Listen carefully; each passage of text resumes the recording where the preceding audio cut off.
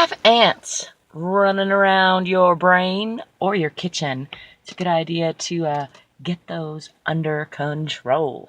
Hey, hi, I'm Angel. Thanks for stopping by. Ants, in this case, refer to automatic negative thoughts, and that's an acronym that was coined some time ago. I can't remember the author's name. I think he was a researcher, but I've heard it used now by many authors and speakers. And it's because our brains will automatically think negative thoughts. If left unchecked, it's your brain's job. And, good job, brain. It's their job to keep us safe, to look out for danger, to warn us of indiscrepancies. And so your brain, left untrained, left unchecked, is going to have lots of automatic negative thoughts. And if you don't keep them in control, if you don't check them, see, is that true? Or is there a different possibility? Or, am I spinning my wheels, wasting my time and energy thinking about these negative thoughts instead of focusing on the positive things that I want to create? If we don't consciously do that, there's nothing wrong with you if you automatically think a lot of negative thoughts. That's just the natural way that a brain is if it's left untrained. And believe it or not, you can train your brain. You can change your brain. It's not always easy. It takes practice. And if you've practiced letting it think negatively, or even jumping on the negative thought train and having just a little infestation of ants every day or every morning, as I used to not long ago, then it can take a little while to build momentum in the other direction. And how I did it, because I found that I was crying for hours almost every day because I would start thinking those automatic negative thoughts before I even got out of bed, and often be weeping before I got dressed, and would take me a lot of time. And sometimes I would have conversations with people I love and add a lot of negativity to the relationship that then would come back around later. It was really this downward spiral. It would take me longer to get to work. Then I would start thinking about all the work I had to do and how unsuccessful I was being. And it was just this self-fulfilling negative spiral loop that all stemmed from that very natural way that our brains are, which is actually really helpful. They're there to warn us. So knowing that, and after I started kind of noticed that I was spiraling downward after I had been doing pretty well, and tried to figure out what that was about. And what I concluded was that I wasn't keeping my ants, my automatic negative thoughts, in check, that I had let them infest my mind a little too much. A little automatic thought now and then, an ant or two in the kitchen now and then, not the end of the world. However, a bunch of them can really ruin your whole experience. Ants in your mind or ants in your kitchen. I'm just using that as it's not even an analogy. I guess it's an analogy. Anyway, you know what I'm saying, is that the automatic thoughts are negative. The negative thoughts are natural. They're automatic. Much like if you don't clean your kitchen, you're eventually going to get ants. However, they're not impossible to get rid of. All it takes is a little maintenance, a little cleaning up in your kitchen and in your mind. So in my case, once I decided how I feel is really important to me, and I have too many great things that I want to accomplish, too much joy and love to share, to waste any hours of my day just replaying these automatic negative thoughts that were then turning into shitty stories that were then, manifesting kind of a crappy life in a lot of ways. So,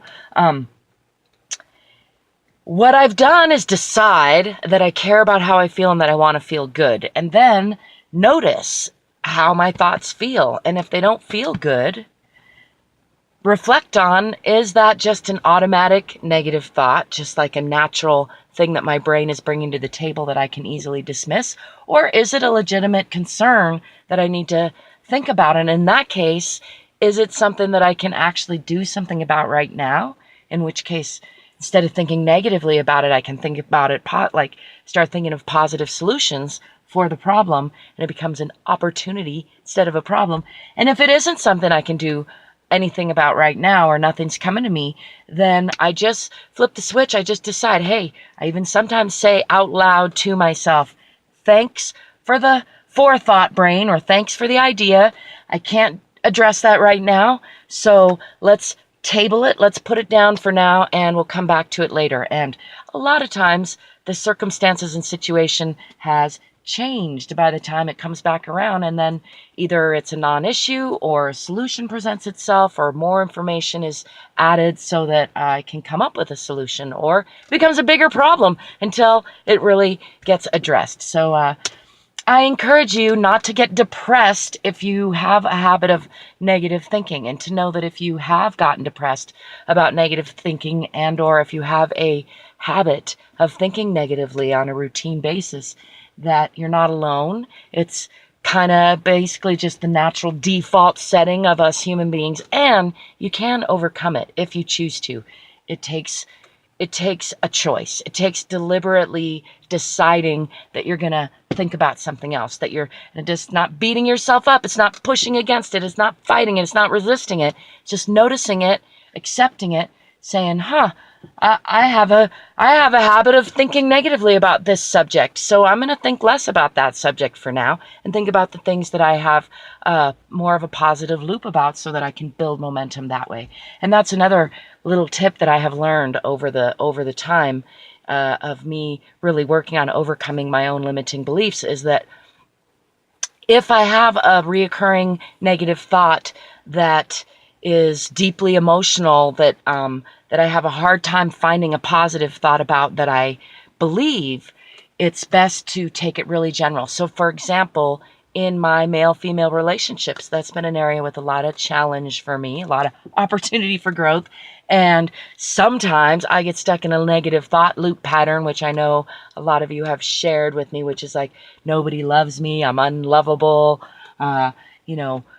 things along that negative nature. I'm never gonna be able to enjoy that lovely, amazing feeling, which I only know about because I have enjoyed it. So, and that's the kind of thing. So you have to find something that you believe that's true. You can't just, you can lie to yourself, and sometimes fake it till you make it does work.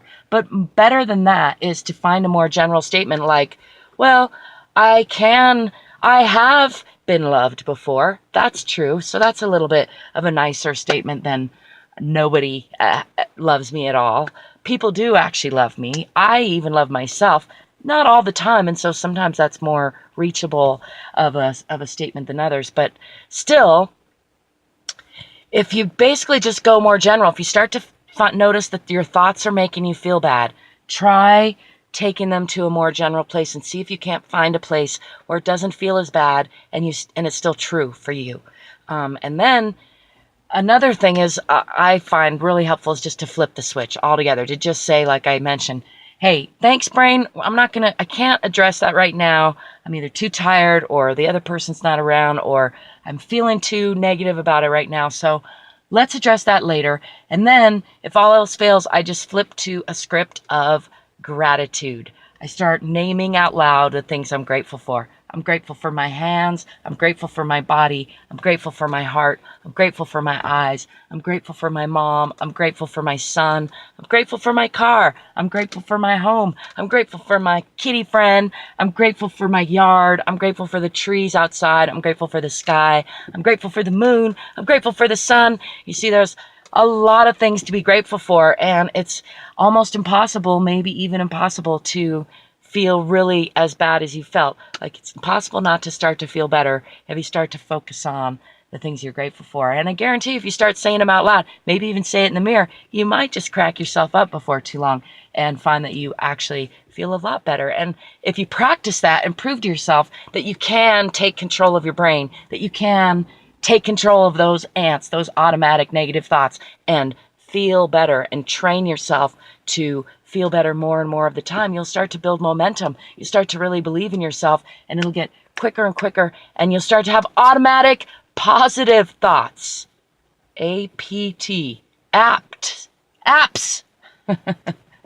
I just made that up on the fly. Did you see it? Anyway, let me know in the comments if you have automatic negative thoughts or automatic positive thoughts, or any tips, tricks, comments, any of that, I would love to know in the comments. Please don't forget to subscribe. And until next time, I wish you peace, positivity, possibilities, potential, playfulness. Cheers.